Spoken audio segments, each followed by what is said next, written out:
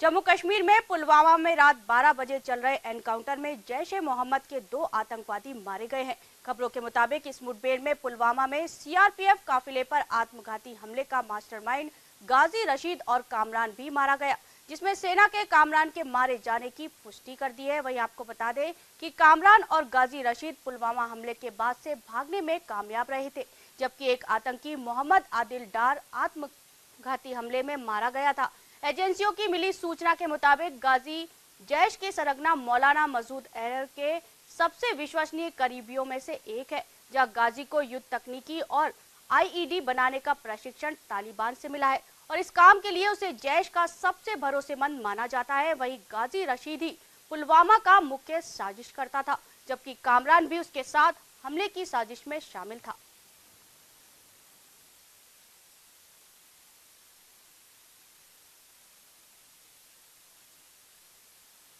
अंतर्राष्ट्रीय कोर्ट में कुलभूषण जाधव के मामले में सार्वजनिक सुनवाई होगी। इसमें भारत और पाकिस्तान संयुक्त राष्ट्र की शीर्ष अदालत के समक्ष अपनी अपनी दलीलें पेश करेंगे।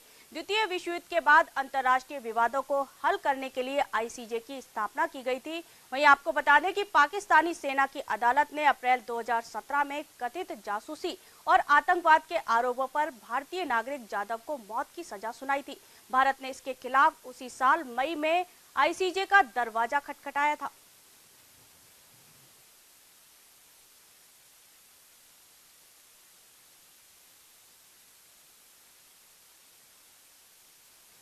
पुलवामा में हुए आतंकी हमले ने पूरे देश को झकझोर कर रख दिया है। जहां शहीदों को पूरा देश श्रद्धांजलि दे रहा है, तो वहीं व्यापारियों के प्रमुख संगठन confederation of all India traders ने शहीद जवानों को श्रद्धांजलि देने के लिए आज से भारत बंद का आह्वान किया है। कैट ने एक बयान जारी करके कहा कि भारत व्यापार बंद के दौरान सभी खुदरा और थोक व्यापार बंद दिखाई दे रहे हैं। कैट के महासचिव प्रवीण खंडेलवाल ने कहा कि दिल्ली में चांदनी चौक और घंटा घर पर एक श्रद्धांजलि सभा का आयोजन किया जा रहा है। इसके साथ ही व्यापारी संगठन शहीदों के परिजनों की मदद के लिए धन भी इकट्ठा कर रहे हैं।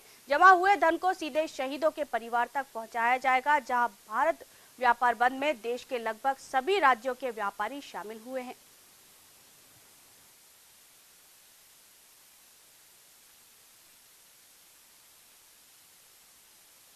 जयपुर दिल्ली रोड स्थित महाराज विनायक ग्लोबल यूनिवर्सिटी में कश्मीरी छात्रा द्वारा आतंकी हमले पर जश्न मनाने पर यूनिवर्सिटी ने कड़ा रुख अपनाते हुए छात्रा को निलंबित कर दिया।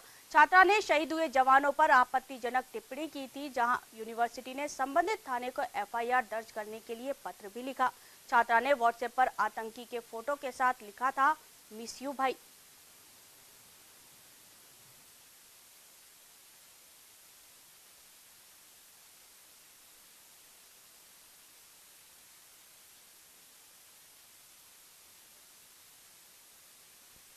राजस्थान के सीएम अशोक गहलोत की मुंबई के एक अस्पताल में हार्निया का सफल ऑपरेशन हुआ। जहां इस ऑपरेशन की जानकारी अशोक गहलोत ने ट्विटर हैंडल पर दी है। सीएम ने गहलोत ने लिखा है कि समय पर मालूम पड़ने पर आज मेरा मुंबई में हार्निया का सफलतापूर्वक ऑपरेशन किया गया है। साथ ही लिखा कि जागरूक और सजग रहना ही सभी रोगों की कुंजी है। स्वाइन फ्लू भी उनमें से एक है जिसका 100% इलाज संभव है। पोस्ट में आगे लिखा गया है कि सभी से अपील करता हूं कि वह अपने स्वास्थ्य के प्रति जागरूक रहें और समय पर इलाज करवाएं।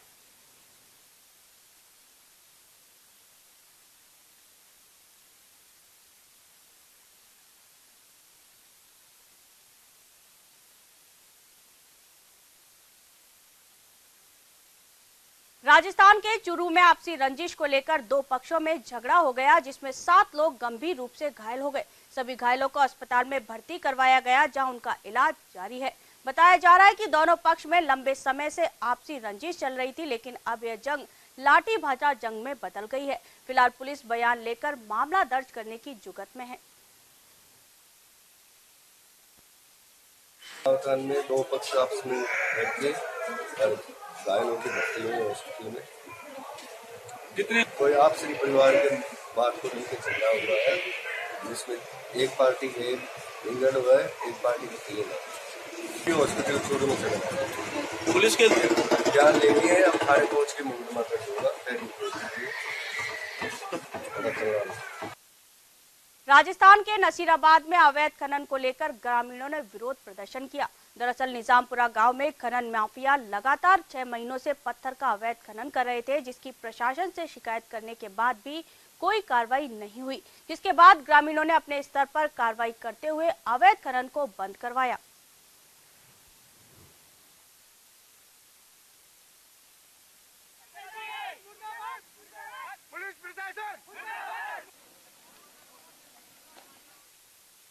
पुलवामा में आतंकी हमले के बाद राजधानी जयपुर में जश्न मनाने की सूचना पर बवाल हो गया।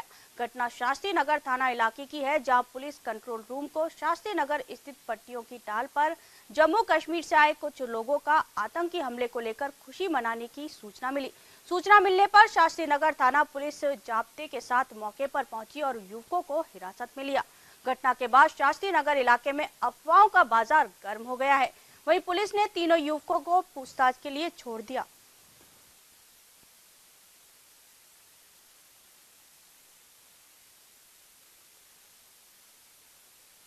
जैसे कोई कश्मीरी नागरिक है, वो संदिग्ध है और यहाँ पट्टियों की टाले के टावर में रुके हुए हैं। फिर हम लोग गए वहाँ जा करके उनको देखा, मालूमात किया तो पता चला कि वो कोई इवेंट का काम करने वाले थे, जिसमें 13 तो जम्मू और कश्मीर के थे, 8-10 आदमी यूपी के थे, कुछ एमपी के थे, कुछ दिल्ली के थे। उनकी तस्दीक पर्चा भी फॉर्म कर लिया, उनके संबंधित जिले में सजा हुए रिकॉर्ड के लिए उनको भेज दिया। बाकी जिस तरह का फोन आया था उस तरह की कोई बात नहीं। पुलवामा में हुए आतंकी हमले के शहीद जवानों को लखनऊ में श्रद्धांजलि दी गई, जहां श्रद्धांजलि सभा में काफी संख्या में महिलाएं भी उपस्थित रही। इस दौरान लोगों ने तेलीबाग शनि मंदिर से लेकर पंडित दीनदयाल उपाध्याय पार्क तक कैंडल मार्च निकाला और पाकिस्तान मुर्दाबाद के नारे लगाए।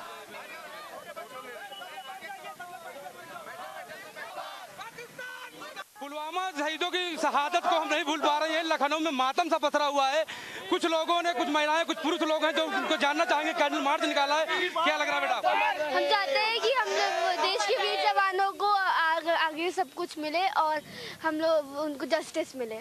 आप लोग कहाँ से कहाँ निकाल रहे हैं कैंडल मार्च? सर हम लोग डेंटल से लेके पीजीआई तक गए थे, तो हम लोग ये चाहते हैं कि हम लोग के साथ इंसाफ हो, पाकिस्तान को फूंक दे वो लोग। इस पे कड़ा से कड़ा एक्शन लिया जाए। क्या चाहते हैं सरकार से आप? सरकार से यही चाहते हैं कि सरकार जो है इस पे एक्शन ले। हम अपने अंकित से कहना चाहेंगे, थोड़ा पब्लिक को दिखाइए जो बहुत जन आक्रोश है।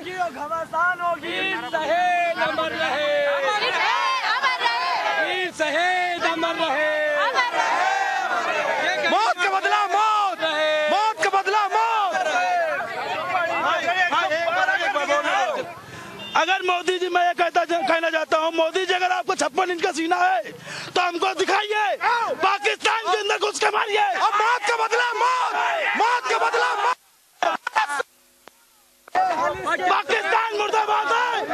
44 मरे हैं, फांसी मारेंगे। हमें 40 की जगह 400 सर चाहिए पाकिस्तानियों की। उनका घर में घुस के मारो। हम लोगों का कहना ये है कि जब सर्जिकल स्ट्राइक 2 होनी चाहिए। दूसरी चीज ये कि जब दूसरे मिलिट्री के, जब भी बाहर के मिलिट्री के जो भी जवान जाते हैं तो उनको ऊपर से एयर कवर दिया जाता है, चॉपर से बैलिस्टिक प्रूफ गाड़ियों में जाते हैं तो, और जब भी कहीं जाना होता है तो एयरप्लेन्स या चॉपर यूज किया जाता है। तो हमारे यहाँ ऐसा क्यों नहीं होता? ये हम सरकार से पूछना चाहते हैं। ये जन आक्रोश कब तक रहेगा? ये जन आक्रोश जब तक बदला नहीं रहेगा। सर्जिकल स्ट्राइक 2 चाहिए हमें, सर्जिकल स्ट्राइक 2। लखनऊ से दिल्ली तक जाएगी। खून बदले खून, अब बर्दाश्त नहीं होगा, अब कुछ नहीं होगा।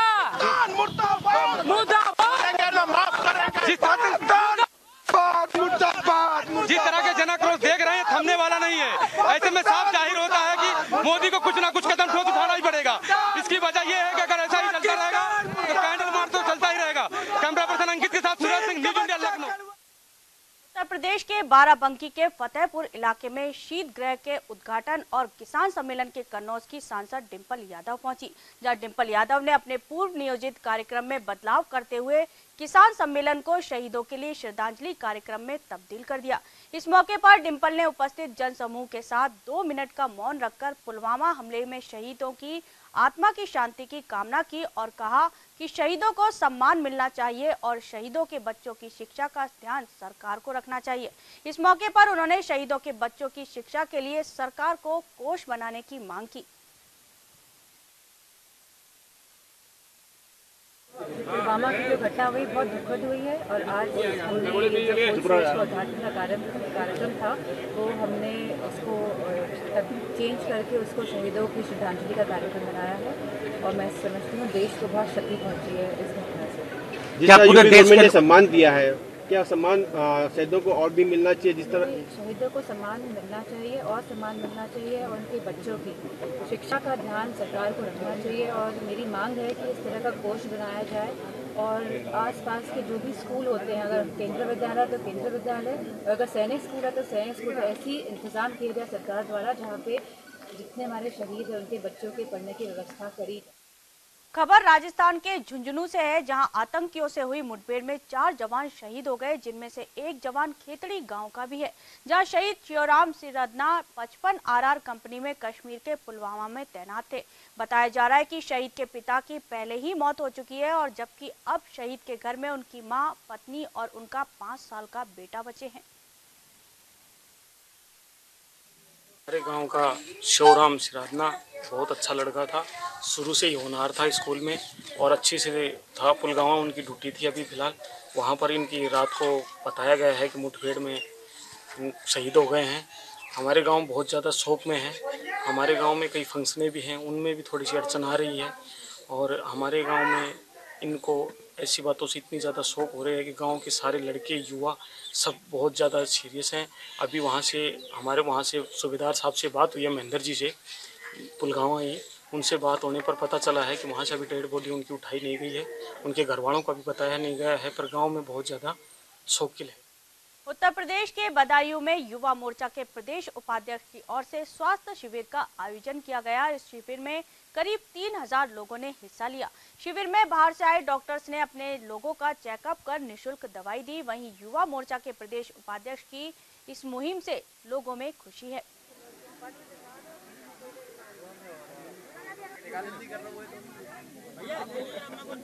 आप लाइन में व्यवस्था बनाए तभी होगा।